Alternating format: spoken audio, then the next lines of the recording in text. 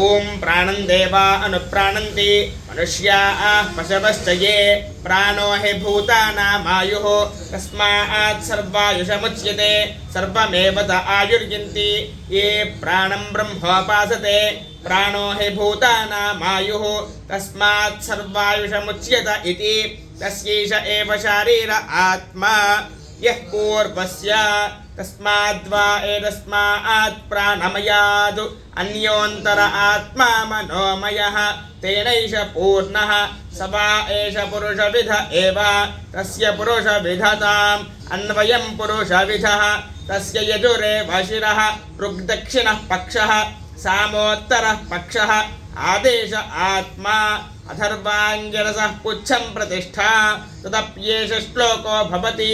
ओम यतो वाचो निवर्तन्ते अप्राप्य मनसा सह